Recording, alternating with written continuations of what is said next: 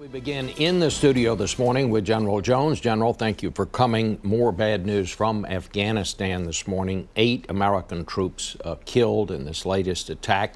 This as the White House is debating whether to send more troops to Afghanistan. I want to begin by asking you about this meeting that the president had with General McChrystal, our top general in Afghanistan. He met with him in Copenhagen after the general basically shot down the idea of changing our strategy in Afghanistan. 2 questions. First, did the president feel that the general was trying to bring pressure on him in public, and did he tell him not to do that? Well, Bob, first, thank you very much for having me on, and it's good to be back. Secondly, to answer your question, I wasn't at that meeting, and this was a one-on-one meeting between the 2 of them, and I haven't really talked to the president about that, so I couldn't answer this question except to say that the 2 had a good meeting, and it was a good opportunity for them to get to know each other a little bit better, and I'm sure they exchanged very direct views. Well, did the general tell the president that he thinks it's a bad idea not to put these extra troops into Afghanistan that he is requesting? Because he says he needs 40,000 troops. Well, General McChrystal and the entire military chain of command, as well as the Secretary of Defense and the entire national security team is in the process of discussing this very issue. We've had one lengthy meeting already last week with General McChrystal on the screen from Kabul. We will have more this week, 2 more meetings this week. So all of these things are being discussed as they should be against the backdrop of this unfortunate tragedy that we all regret. But it serves to underscore the importance of the moment to make sure that the strategic issues and the strategic decisions that the president will make are fully aired and vetted, and that the options that the president has are also put on the table. And it would be, I think, unfortunate if we let the discussion just be about troop strength. There is a minimum level that you have to have, but there's unfortunately no ceiling to it. Well, let me just put up on the screen here what exactly the general said last week in London when he was asked if scaling back the force, as Vice President Biden wants to do, was a good idea. Here's what he said. The short answer is no. A strategy that does not leave Afghanistan in a stable position is probably a short-sighted strategy. Mm-hmm. That's a pretty tough bottom line there, it seems to me. For example, do you agree that that would be a short-sighted strategy, John? Well, I think that I've said before for many years, and I've had about 6 years of involvement in Afghanistan in various functions. I think it would be a mistake to underestimate the importance of other elements of the strategy that were decided on in March. We do have a strategy. What General McChrystal has done is presented his opinion, presenting his opinion of what he thinks his role within that strategy is. Our strategy is a regional strategy. We focus on Afghanistan and also Pakistan. And I think that to not understand the value of the role that the government has to play in Afghanistan, and we have an election that's playing itself out, is a very, very significant aspect of the strategy, and to not fully understand how reconstruction and development play in. Whether you're adopting a counterterrorism strategy or counterinsurgency strategy, there are things you have to do, there are common things that you have to do to be successful in both. So I think this is what we're going to tear apart and look at and consider General McChrystal's input.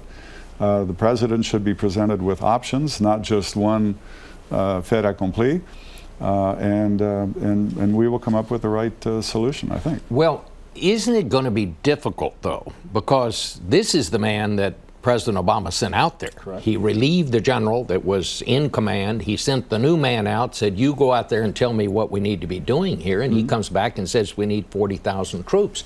Isn't that a hard decision for the president to disagree with? I mean, well, on that score, the president is just now receiving what the ask is in terms of troops. So that has not been discussed yet. Our process is to examine the strategy, make sure we have that right, and it's Afghanistan for sure, but it's also Pakistan and it's the region, which is why we reshaped ourselves to deal with this issue in that way. There are things going on in Pakistan that are very encouraging. The Pakistani army and the government have done much better since March, when the strategy was announced against the insurgents on their side of the border. The relationship between the United States military and the Pakistani military is a growing one. It's on the ascendancy. We hope that will lead to a campaign against all insurgents on that side of the border. And if that happens, that's a strategic shift that will spill over into Afghanistan. So I would remind, just for the sake of just discussion here, what our goals were: to disrupt, dismantle, and defeat al-Qaeda from being able to operate inside of Afghanistan, returning to Afghanistan, and also in the so-called safe areas in Pakistan. That prompts a question. Do you believe, I mean, the general conventional wisdom is that if the Taliban comes back in force, if we're not there, then al-Qaeda will come back. Other people are saying, you know, during these discussions at the White House, we're questioning all the assumptions. Do you think it follows that if the Taliban comes back, that al-Qaeda will be back? Yeah, that's a hypothetical that I just, you know, it just depends on the circumstances. I would prefer to think about the other side of the coin, is how do we make the present government successful? How do we get better rule of law at the local, regional, and national level? How do we marshal the nation-building effort, if you will, the development effort, economic development, so the people of Afghanistan have a better future? By the way, the people of Afghanistan know what life is like under the Taliban. They're not exactly thrilled about that possibility. Let me just ask you this. Officials in Pakistan and Afghanistan have told us that they are concerned that once again, America is losing our resolve in an important part of the world. Are you concerned that what we consider deliberating, others might see as dithering? Well, I don't, I think the deliberation is important. We have not only our national deliberation, but we have an international presence that is extremely impressive and important. We are working side by side with NATO, for example, as we evaluate General McChrystal's recommendation. So this is something that the President had said we would always do back in March. He said, after the elections, we will make an assessment. This is exactly what's happening. And no one has suggested that we're about to leave Afghanistan. We are committed to the battle against radical terrorism. When do you think we'll have a decision? When will the general have a decision? A matter of weeks or months? I think no. I think in a matter of weeks. So we have time on the President's schedule. He's going to devote an enormous amount of his time to lead us through this. Everyone will be involved. And at the end of the day, the right way to do this is to present the President with a set of options on what he can do. And Afghanistan will be the topic, but it won't be the only topic. It will be Pakistan, it will be the region. And that's the way we should do it. I have to ask you before you go about Iran. The New York Times reports this morning that the Atomic Energy Agency concludes that Iran has acquired sufficient information to be able to design and produce a workable bomb. I take it we know about this. What is the significance of that? Because 2 years ago, of course, our intelligence reported that Iran had stopped trying to design a nuclear weapon. Well, I don't think, whether they know how to do it or not is a matter of some conjecture. But what we're watching is what is their intent, and we have been worried about that intent. We now have an Iran that is willing to come to the table.